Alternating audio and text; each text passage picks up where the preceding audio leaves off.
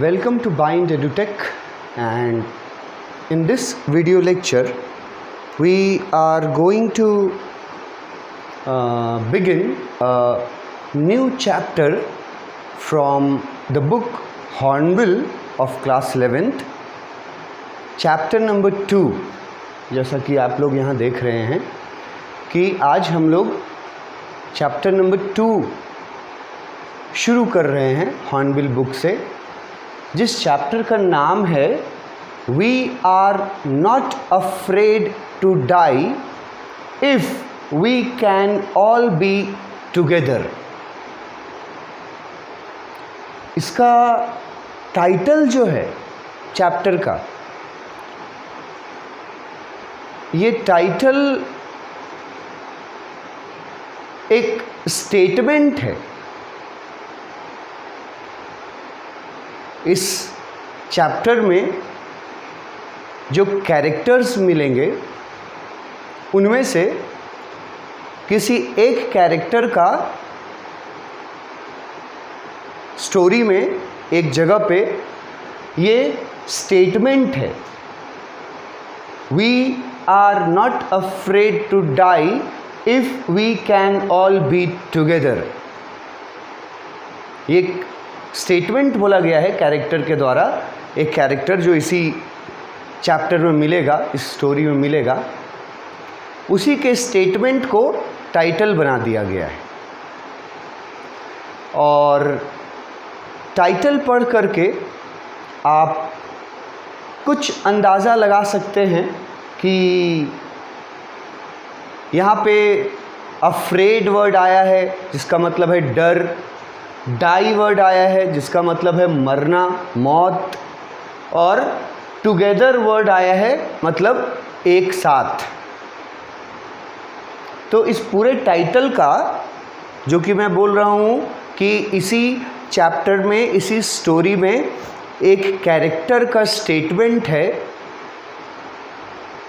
जब आप स्टोरी पढ़ोगे, जब आप चैप्टर पढ़ोगे, तो जिस जगह पे ये स्टेटमेंट आएगा उस जगह पे मैं आपको ये बात रिवाइव कराऊंगा, रिकॉल कराऊंगा कि मैंने आपको बताया था कि इस चैप्टर का टाइटल एक इसी चैप्टर के एक कैरेक्टर के द्वारा दिया हुआ स्टेटमेंट है, जिसमें अफ्रेड वर्ड है, डाई वर्ड है, टुगेदर वर्ड है, और ये तीनों आसान शब्द हैं। तो इसका एक मीनिंग निकलता है जो बहुत इजीली निकाला जा सकता है कि अगर हम सब एक साथ रहें, we are not afraid to die, तो हमें डरने से भी, हमें मरने से भी डर नहीं लगेगा। हमें मरने से भी डर नहीं लगेगा if we can all be together. अगर हम साथ रहते हैं तो मरेंगे तो सब कोई मरेंगे। तो ये टाइटल जो है वो एक कैरेक्टर का स्टेटमेंट है, जिससे आप थोड़ा बहुत ये गेस कर सकते हैं कि इस चैप्टर में कोई ऐसा सिचुएशन ज़रूर आया होगा जहाँ डेथ हो जाने तक की बात नौबत आई हो, जहाँ मरने की नौबत आ गई हो। वहीं पर ये स्टेटमेंट दिया गया है कि अगर हम सब एक साथ हैं तो हमें मरने से डर नहीं लगता। We are not afraid to die if we all are together. इसका टाइटल बहुत सिंपल है, स्टेटमेंट है एक कैरेक्टर का, जो कि पढ़ेंगे उस समय हम आपको रिवाइव करा देंगे। और टाइटल का मीनिंग भी बहुत इजी है कि अगर हमें मरने से भी डर नहीं लगेगा अगर हम एक साथ रहें। चैप्टर नंबर 2 है हॉर्नबिल बुक का, और इसके राइटर हैं, इसके जो ऑथर हैं, 2 ऑथर्स हैं। मुझे लगता है कि क्लास 11-12 में 1-2 चैप्टर ही ऐसे होंगे जिनमें एक से ज़्यादा ऑथर हों या राइटर हों। लगभग सभी चैप्टर्स में एक ही ऑथर, राइटर या पोएट, पर यहाँ 2 हैं। तो दोनों का नाम देख लो, प्रोनंसिएशन देख लो। एक है गॉर्डन कुक, जी वर्ड जो है उसको ज हिंदी शब्द के जगह ग हिंदी शब्द में, हिंदी वाला जो अल्फ़ाबेट है ना, ग, गॉर्डन, GORDON, गॉर्डन। और ये तो आसान है, कुक, गॉर्डन कुक। और दूसरे ऑथर हैं Alan East, Gordon Cook and Alan East. ये 2 ऑथर्स हैं इस चैप्टर के, जिस चैप्टर का नाम है we are not afraid to die if we all are together, if we can all be together. अगर हम सब एक साथ हैं तो मरने से भी डर नहीं है हमें। 2 ऑथर हैं, एक है गॉर्डन कुक, प्रोनंसिएशन भी थोड़ा और स्पेलिंग भी देख लेना, Gordon GORDON, Cook COOK, Cook. और दूसरे हैं एलन ईस्ट। ये वर्ड जो है एलन वर्ड, और बगल वाला वर्ड जो है ईस्ट, वेस्ट, नॉर्थ, साउथ वाला जो हम लोग का ईस्ट है वही वर्ड है, और वही प्रोनंसिएशन भी इसका रहेगा, Gordon Cook and Alan East. ये 2 ऑथर हैं हमारे इस चैप्टर के, जो हॉर्नबिल में चैप्टर नंबर 2 में दिया गया है। इसमें गॉर्डन कुक और एलन ईस्ट, ये मैं आपको यहाँ दिखाना चाहूँगा कि ये हैं वो दोनों जिनका नाम अभी आपने ऊपर पढ़ा, Gordon Cook, Alan East. Gordon Cook हैं और एलन ईस्ट हैं। यही है वो 2 लोग, 2 ऑथर्स जिनका नाम हम लोग यहाँ पढ़ रहे हैं, Gordon Cook and Alan East. यहाँ भी देखो चैप्टर का नाम लिखा हुआ है, we are not afraid to die, और ये किसके द्वारा लिखा गया, by Gordon Cook and Alan East.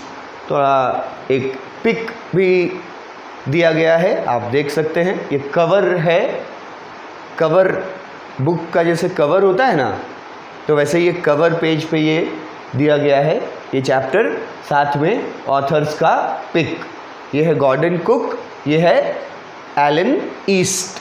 ये दोनों ऑथर हैं हमारे इस चैप्टर के। फिलहाल मैं इन दोनों ऑथर्स के बारे में, गॉर्डन कुक और एलन ईस्ट, ये जो ऑथर्स हैं, इनके बारे में आगे तो detail information about the author में आपको मिलेगा ही, पर अभी के लिए मैं आपको सिर्फ इतना बता दूं कि ये दोनों कैनेडियंस हैं, मतलब दोनों बिलोंग करते हैं कनाडा से, कैनेडियंस हैं। अब कनाडा जो देश है, कंट्री है, उसका नाम बहुत आप में से ऑलमोस्ट सभी लोगों ने सुन रखा होगा, कनाडा। तो ये दोनों कनाडा से हैं, Gordon Cook and Alan East, they are Canadian. Canada कहाँ है? कनाडा है नॉर्थ अमेरिकन कॉन्टिनेंट में। नॉर्थ अमेरिका और साउथ अमेरिका दो कॉन्टिनेंट है ना।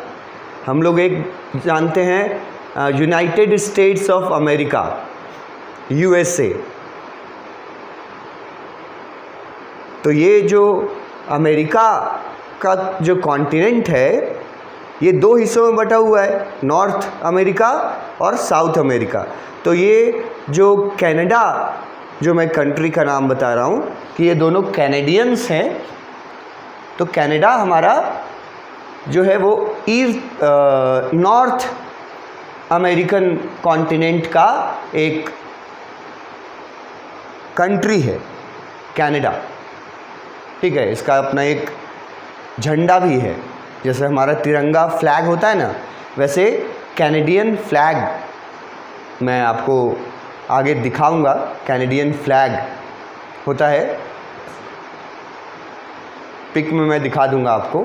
अभी मैं सिर्फ आपको इनके बारे में इतना बता रहा हूँ कि ये दोनों कनाडा से बिलोंग करते हैं, है ना, कैनेडियन हैं। और इन दोनों के बारे में जो हमारे ऑथर हैं, इन दोनों के बारे में हम लोग डिटेल से जानेंगे एक एक करके दोनों के बारे में। लेकिन ये चैप्टर शुरू करने से पहले गॉर्डन कुक और एलन ईस्ट द्वारा लिखा गया ये चैप्टर नंबर 2 हॉर्नबिल का, ये शुरू करने से पहले आपको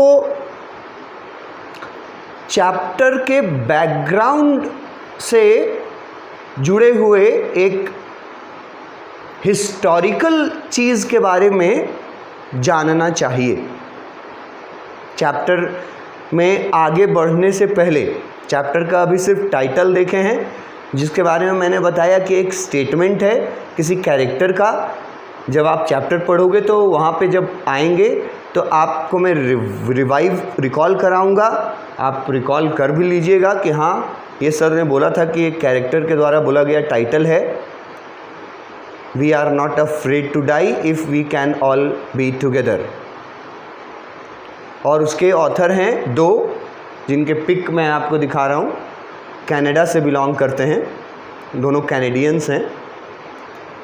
अभी इसके आगे ये जो चैप्टर है we are not afraid to die, ये चैप्टर जो है, इस चैप्टर को शुरू करने से पहले आपको इस चैप्टर से जुड़ा हुआ, या मैं ये भी कह सकता हूँ कि इस चैप्टर का बैकग्राउंड, जो कि एक हिस्टोरिकल इवेंट है related to history, more than 200 years back, 200 साल से भी पहले का एक हिस्टोरिकल इवेंट आपको जानना चाहिए, जो सीधा सीधा रिलेटेड है इस चैप्टर से। कैसे रिलेटेड है वो भी मैं आपको बताऊंगा, पर पहले हम लोग ये देखते हैं कि चैप्टर पढ़ने से पहले क्या जानना ज़रूरी है, कौन सा हिस्टोरिकल इवेंट जानना ज़रूरी है इस चैप्टर को पढ़ने से पहले। यहाँ देखो, बैकग्राउंड ऑफ द चैप्टर, ठीक है, इसी चैप्टर का बैकग्राउंड है, इस चैप्टर का बेस है एक हिस्टोरिकल इवेंट, जिसके बारे में जानना ज़रूरी है क्योंकि वो सीधा सीधा ये चैप्टर से रिलेटेड है। पहले उसको जान लेते हैं, तब चैप्टर के बारे में ज़्यादा अच्छा से कंसेप्ट भी क्लियर होगा तुम्हारा, और प्लस तुमको चैप्टर से जुड़ा हुआ जो हिस्टोरिकल इवेंट है जो कि चैप्टर में ना एक सेंटेंस में बता दिया गया है, सिर्फ एक सेंटेंस में। तो पहले उसको हम लोग बैकग्राउंड को पहले समझते हैं। और बैकग्राउंड जो हमारा है वो है 18th सेंचुरी का। 18th सेंचुरी, 18वीं शताब्दी में, इसलिए मैंने कहा 200 साल से भी पहले।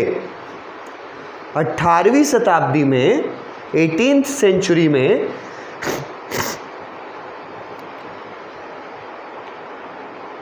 ब्रिटेन में, इंग्लैंड भी बोल सकते हो, ब्रिटेन, तो 18th सेंचुरी में इंग्लैंड में एक व्यक्ति का जन्म हुआ जिसका नाम था जेम्स कुक। इसके बारे में जानना जरूरी है, जेम्स कुक के बारे में। अब ये कुक वर्ड आप तुरंत रिलेट कीजिएगा कि सर चैप्टर के ऑथर में भी एक कुक है, गॉर्डन कुक, और यहाँ आप बोल रहे हैं जेम्स कुक। तो क्या इन दोनों का कोई मतलब रिलेशन है? क्योंकि सरनेम मिल रहा है, तो रिलेशन नहीं है ना, कोई डायरेक्ट रिलेशन नहीं है। इनफैक्ट गॉर्डन कुक और एलन ईस्ट के बारे में मैंने बताया कि वो कनाडा से हैं, मतलब अमेरिकन हैं। और जेम्स कुक के बारे में मैं बोल रहा हूँ कि ये ब्रिटिशर है, इंग्लैंड से बिलोंग करता है। तो वो तो अमेरिकन्स हैं, जॉर्डन कुक, और ये इंग्लिश मैन है, जेम्स कुक। तो कोई रिलेशन नहीं है, बस कुक जो सरनेम है उससे कंफ्यूज नहीं होना, कोई रिलेशन नहीं है। गॉर्डन कुक जो राइटर हैं हमारे चैप्टर के, और जेम्स कुक जिनके बारे में मैं आपको बैकग्राउंड में बता रहा हूँ, उनके आगे मैंने एक वर्ड लगाया है, कैप्टन जेम्स कुक।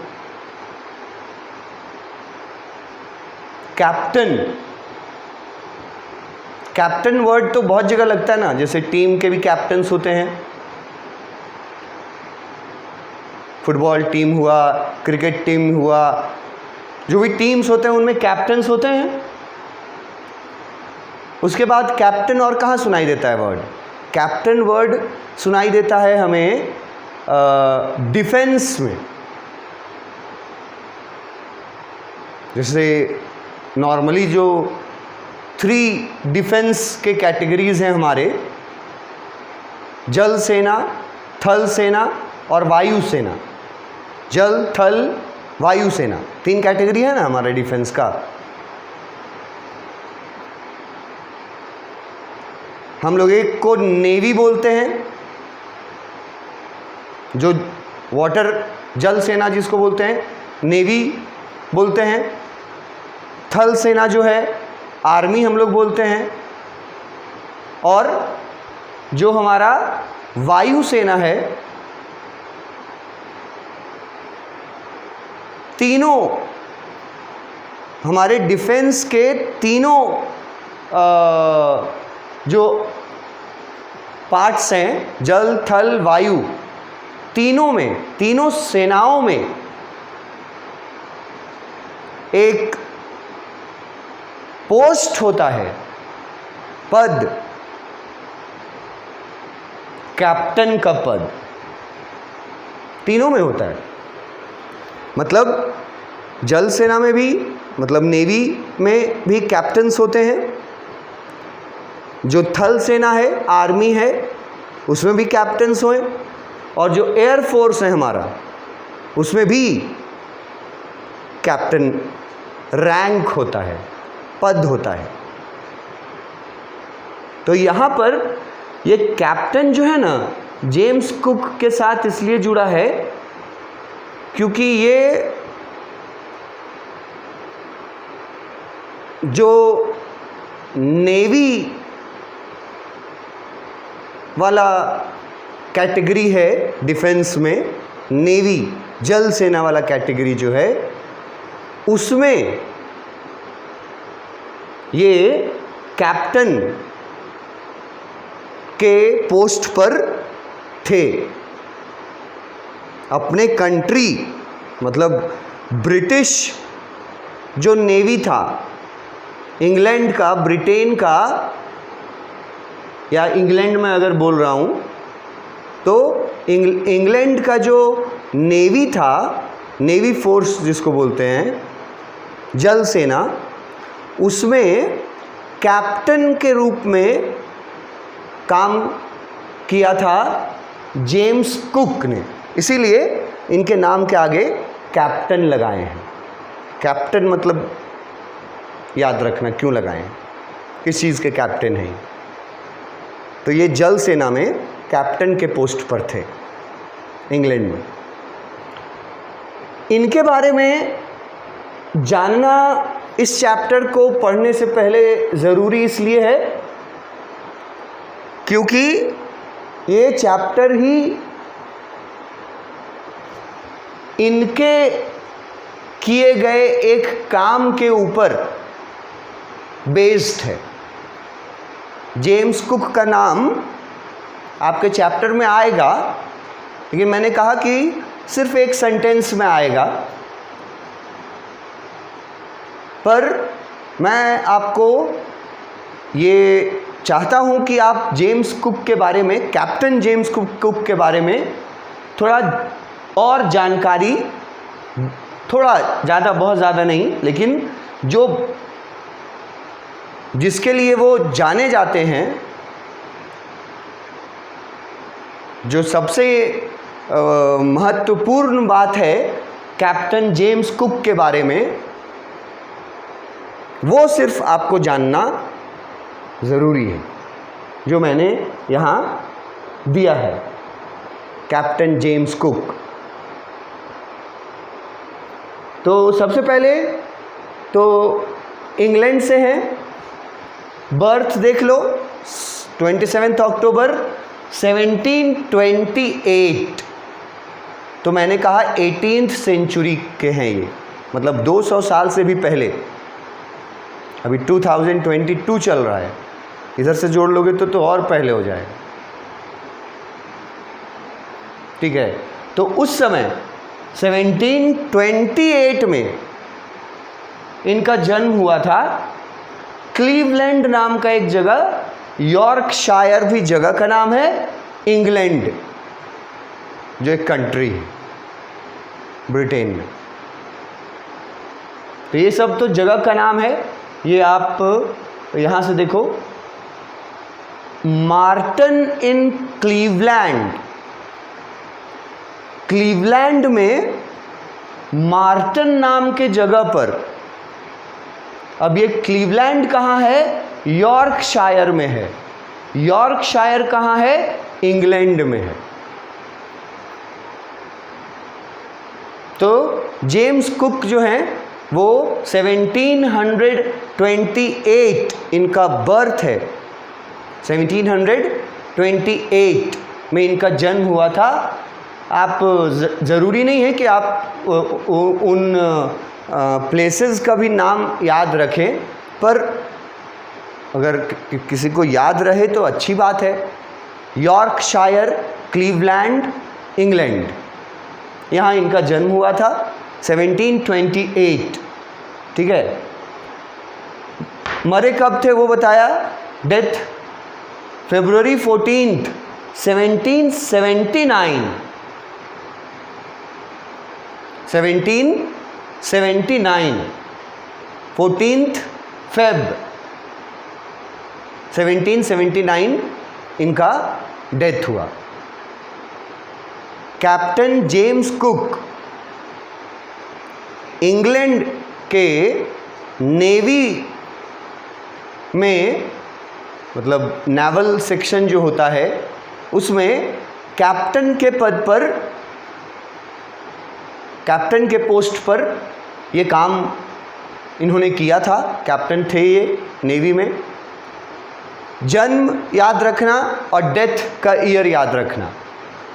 जन्म का जगह अगर याद रख सको और डेथ का जगह याद रख सको तो बहुत अच्छा है, ठीक है। तो जन्म जो है 1728 है और डेथ है 1779। तो अगर तुम इनका लाइफ स्पैन का बात करो तो माइनस करके देखो, 1728 में जन्म हुआ तो और 79 में मर गए, डेथ हो गया उनका, तो 30 कितना हुआ इधर 230 और 49 एंड 2 51 अप्रॉक्सीमेटली 51 ईयर्स का लाइफ स्पैन इनका रहा, जेम्स कुक का। 1728 में जन्मे थे, 1779 में मरे। और कहाँ मरे, कहाँ इनका डेथ हुआ वो भी दिया हुआ है, जिसमें से तुमको ये वर्ड थोड़ा टफ लगेगा क्योंकि जगह का नाम है और ये हवाई एक आइलैंड है। हवाई एक आइलैंड है, नाम है ये भी एक आइलैंड का। उस आइलैंड पर इनकी डेथ हुई थी। हवाई नाम का एक आइलैंड है, आइलैंड मतलब समझते होगे टापू। तो उस टापू पर इनकी डेथ हुई थी। जगह का नाम दिया है कियालाकेकुआ बे। कियालाकेकुआ बे। ये ज़रूरी नहीं है आपको याद रखना, मैं ये नहीं बोल रहा हूँ कि इतना डिफ़िकल्ट कि तुम क्लीवलैंड याद रखो, यॉर्कशायर याद रखो, पर इतना जानो कि जेम्स कुक नाम का एक ब्रिटिशर था, एक इंग्लिशमैन था जो कैप्टन था नेवी में, जिनका जन्म 1728 में हुआ था इंग्लैंड में, यॉर्कशायर में, और उनका डेथ 1779 में हुआ कियालाकेकाऊ बे। जगह का नाम है हवाई नाम के एक आइलैंड पर। हवाई ये वर्ड दिख रहा है ना, ये आइलैंड का नाम है, एक टापू का नाम है, वहाँ पे इनकी डेथ हुई थी। अप्रॉक्सीमेटली 51 ईयर्स 50 ईयर्स का इनका लाइफ स्पैन रहा, ठीक है। ये ब्रिटिश नेवल कैप्टन थे, जो मैं अभी आपको बोल रहा था, बता रहा था कि ब्रिटिश सेना में नेवल, नेवी जो होता है उसमें ये कैप्टन थे। उसके साथ साथ ये एक नेविगेटर और एक एक्सप्लोरर के रूप में भी जाने जाते हैं। मतलब नेवी में कैप्टन तो थे ही, लेकिन उसके अलावा इनको एक नेविगेटर और एक एक्सप्लोरर के रूप में भी जाना जाता है, सिर्फ कैप्टन के रूप में नहीं। अब एक वर्ड आया navigator. Navigator word English medium के स्टूडेंट्स जो हैं वो अंदाज़ा लगा सकते हैं, हिंदी मीडियम के स्टूडेंट्स को शायद नेविगेटर वर्ड का अंदाज़ा ना लगे जल्दी। नेविगेटर मतलब, नेविगेटर वर्ड आया कहाँ से? नेविगेशन। नेविगेशन का मतलब होता है दिशा बताना, जैसे एंगल बताना, दिशा बताना, ईस्ट वेस्ट नॉर्थ साउथ, कितना एंगल पे, 30 डिग्री 10 डिग्री कितना, ये सब जो जानता है और जो ये सब बताता है उसको नेविगेटर बोलेंगे, जो नेविगेशन करता है। अभी के सिचुएशन के अकॉर्डिंग अगर हम बोले कि ये नेविगेटर वर्ड अभी गूगल मैप इसी का काम करता है। गूगल मैप जानता होगा सब कोई। कहीं हमें जाना होता है किसी अनजान जगह पे या किसी अनजान शहर में, और किसी पार्टिकुलर जगह पे पहुंचना होता है, तो हम लोग क्या करते हैं? गूगल मैप का सहारा लेते हैं। बहुत कोई लिया होगा। बताते जाता है, मैप पूरा दिखा देता है, रूट, किलोमीटर बता देता है, बहुत कुछ बताता है। तो वो गूगल मैप जो है ना, वो क्या करता है? आपको नेविगेट करता है। Google map is a navigator. अब सोचो कि जो काम गूगल मैप करता है अभी के ज़माने में 2022 में, वही काम, मतलब गूगल वाला काम, गूगल मैप वाला काम कैप्टन जेम्स कुक किया करते थे 1700, मतलब 18th सेंचुरी में। 1728 बर्थ हुआ, तो जब कैप्टन बने 20, 25, 30 साल की उम्र में लगभग, तो उस समय ये कैप्टन के रूप में, ब्रिटिश नेवल कैप्टन के रूप में काम किया। और याद रखना है, नेविगेटर, गूगल मैप जो अभी हम लोग के लिए काम करता है, उस समय जेम्स कुक जो थे वो गूगल मैप थे। किसी जगह पे पहुंचने के लिए कौन सा रूट लेना है, कैसे कैसे मुड़ना है, यू कैन थिंक, सोच सकते हो कि इतने सेंचुरीज पहले 2022 में हम लोग यहाँ 1700, मतलब 1750 समझो, 1728 में जन्म हुआ था, तो 1755 ले लो। उस समय मतलब 18वीं शताब्दी के बीच में 1750 के आसपास जेम्स कुक नाम का जो कैप्टन था ब्रिटिश नेवी का, वो एक नेविगेटर भी था, मतलब दिशा बताना, एंगल बताना, ये काम उसको आता था। और एक और वर्ड यूज़ किया, एक्सप्लोरर था। अब एक्सप्लोरर मतलब बहुत सारे लोग समझ सकते हैं, शायद कुछ लोग ना समझ पाएँ। एक्सप्लोरर वर्ड आया एक्सप्लोर करने से, और एक्सप्लोर करने का मतलब होता है कोई नए जगह को खोजना, ढूंढना, कोई नई चीज़ को ढूंढना जो पहले से प्रेजेंट है, इन्वेंट नहीं करना है। एक्सप्लोरर मतलब ये मत समझना कि कुछ इन्वेंट कर दिया, इन्वेंशन नहीं। एक्सप्लोर करना मतलब ढूंढना होता है, घूम घूम करके नए नए जगह पर जा करके ढूंढना नई नई जगहों को। तो 18th सेंचुरी में 1750-55 के आसपास क्या टेक्नोलॉजी रहा होगा, कितना एक दूसरे के कॉन्टिनेंट्स के बारे में लोग जानते होंगे। उस समय जेम्स कुक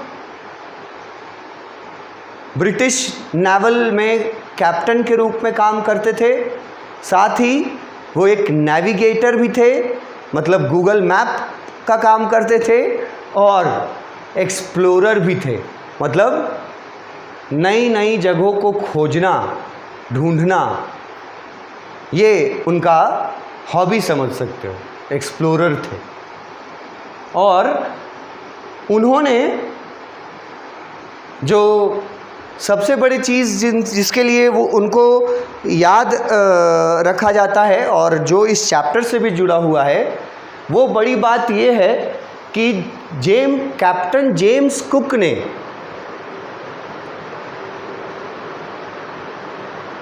थ्रू वाटर, मतलब समुद्र मतलब थ्रू वाटर जर्नी जो होता है, जर्नी थ्रू वाटर, इन्होंने पूरे वर्ल्ड का एक सर्कल, एक चक्कर, एक राउंड लगाया था पूरे वर्ल्ड का थ्रू वाटर, मतलब शिप से, जहाज, पानी जहाज से। खास व्यक्ति क्यों है वो मैं आपको बता रहा हूँ। एक तो खास व्यक्ति इससे भी पता चल गया कि वो कैप्टन थे, उससे और ज़्यादा खास पता चला कि वो नेविगेटर थे, उसके बाद एक्सप्लोरर थे, और मैं सबसे बड़ी बात बता रहा हूँ कि उन्होंने पूरी दुनिया का, इस अर्थ का एक सर्कल, एक पूरा चक्कर लगाया था थ्रू सीज, मतलब थ्रू वाटर। ये उन्होंने किया था। इसके लिए लोग इनको जानते हैं, जेम्स कुक को। आप अगर नहीं जानते थे तो मैं आपको बता रहा हूँ इस चैप्टर के माध्यम से, क्योंकि जो चैप्टर हम लोग पढ़ने वाले हैं, we are not afraid to die, वो चैप्टर जेम्स कुक के साथ सीधा सीधा रिलेटेड है, जो एक ब्रिटिशर था, जो कैप्टन था नेवी में। जन्म, birth year, birth place, death year, death place, ये याद रखना। कैप्टन होने के साथ साथ वो और क्या क्या थे ये याद रखना ज़रूरी है। नेविगेटर, एक्सप्लोरर, और उसके बाद सबसे बड़ी बात जो मैं बता रहा हूँ आखिरी में, वो ये कि वो पूरा पृथ्वी का एक चक्कर लगाए थे थ्रू वाटर, शिप से पूरी पृथ्वी का चक्कर लगाए थे। इतना याद रखना जेम्स कुक के बारे में, और मैं आगे आपको नेक्स्ट क्लास में बताऊंगा। Thank you.